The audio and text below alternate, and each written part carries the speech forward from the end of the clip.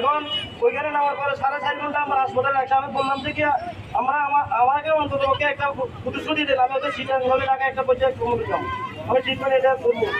ওনারা বলতেছে যে এটা ঠিক হয়ে যাবে, এটা সমস্যা নাই। আমরা ডাক্তার ক্যান্সারে দেখার পরে ডিভিশন বিয়ের পরে ডাক্তার ক্যান্সারের ভিতরে ঢুকে দিই, অপারেশন থিয়েটারে ঢুকে দিই, আমার অ্যাম্বুলেন্স করে ভাড়া দিয়েছে সিটাং ফার্মে হাসপাতালে। ওইখানে তাদেরও 2জন স্টপ ছিল, স্টপ 2জনও আপনার গাড়িতে ছিল। এগুলো অক্সিজেন চাইতেছে, গ্যাস চাইতেছে, তার হার্টবিটের কি অবস্থা চাইতেছে। হেমোবিলিস যাওয়ার পরে তখন আমার বলতেছে যে রুগীটার ডিসের তো অবস্থা এমনি সমস্যা। তখন ওনাদেরকে জিজ্ঞেস করলে আমার কথা এটা কোনো সমস্যা না, হার্টবিটের মেশিনটা নষ্ট। এই কথা বলি অর করেছে আরবি হাসপাতালে গেছে রুগী মারা, এই 2জনও খালাইছে ওইখান থেকে। যাই হোক নাজরুল হক মুন্না, তার ওয়াইফ, এই 2জন যে পরিমাণ হাসপাতালে আরো বড় বড় ঘটনা এখানে বিবরণ আছে।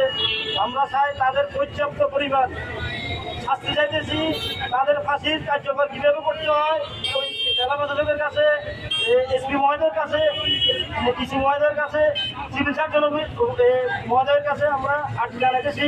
তাদের দ্রুত আইনের ব্যবস্থা নিয়ে তাদেরকে ফাঁসির কার্যকর মঞ্চে দাঁড়া করার জন্য অনুরোধ জানাইতেছি। আরেকটা বিষয় হচ্ছে যে এদেশে আইনের যে প্রক্রিয়া, মানুষ জনগণ মামলা করে তার ন্যায় নীতি অধিকারগুলো পাওয়ার জন্য। তাহলে মামলার করার পরে 10 থেকে 15 দিন পরে আবার এরা জামিন দিয়ে